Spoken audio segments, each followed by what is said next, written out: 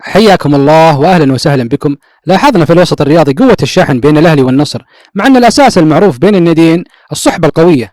وسبب زيادة التوتر بين الاهلي والنصر وخروج عن المألوف هو ان الاهلي وجماهير الاهلي شايفين انهم الاحق في بطولة الدوري والاحق في الصدارة، وان الاهلي البطل غير المتوج وتعرض للظلم التحكيمي خاصة في مباراة الاهلي مع الفيحة من الحكم المحلي. وشفنا وشاهدنا وسمعنا صوت وصورة احتجاجات لاعبين الاهلي إيفان توني وجالينيو وديميرال ضد التحكيم، وقالوها بكل صراحة: التحكيم يساعد النصر في الدوري، خاصة اللاعب التركي ديميرال أقسم فيها وحلف أن التحكيم يساعد النصر. طبعا توتر ديميرال ناتج عن شدة الغضب والقهر من التحكيم. وتعرف يعني تصريحات اللاعبين ما هي بسهلة نهائيا. اللاعب أو المدرب إذا طلع وصرح صوته مؤثر ومسموع وله متابعين في كل مكان، والتصريحات صار لها صدى قوي وصلت ترند، وكانت مؤثرة جدا على النصر وإدارة النصر وجماهير النصر، لأن النصر بالعربي تعرض للفضيحة صوت وصورة. وهذا اللي دفع رونالدو بالتصريح أنه بيطلع بلقاء بعد نهاية الموسم سأتحدث عن كثير من الأمور التي حدثت خلال الدوري. ورونالدو أكيد ما راح يقصر مع النصر، لأنه هو بعد لاعب مشهور ومؤثر في السوشيال ميديا وعنده متابعين في كل مكان.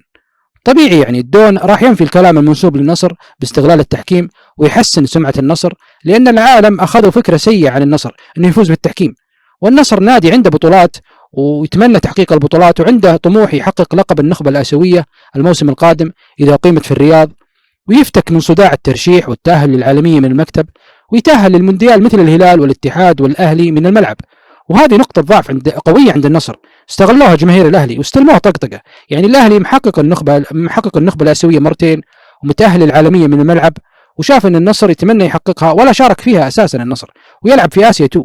وصارت الجماهير الأهلاوية تطقطق على النصر بهذا الموضوع، والنصر وجماهير النصر يطقطقون على الأهلي بعد، يعني فازوا عليه في الدوري 2-0 وحرموه من المنافسة على الدوري.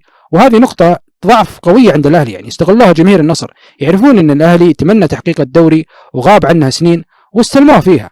يعني كمية طقطقة مهولة بين الأهلي والنصر، وردود الجماهير كل واحد نازل على الثاني. يعني الأكيد أن الدوري غريب السنة هذه، وفيه كمية مشاكل حنا في غنى عنها إذا اهتمينا بعدالة المنافسة، لأن عدالة المنافسة مطلب ضروري عند كل الأندية. وآخر الموسم يأخذ البطولة الفريق المستحق بصافرة نزيهة بعيدة عن الشبهات. وشكرا لكم.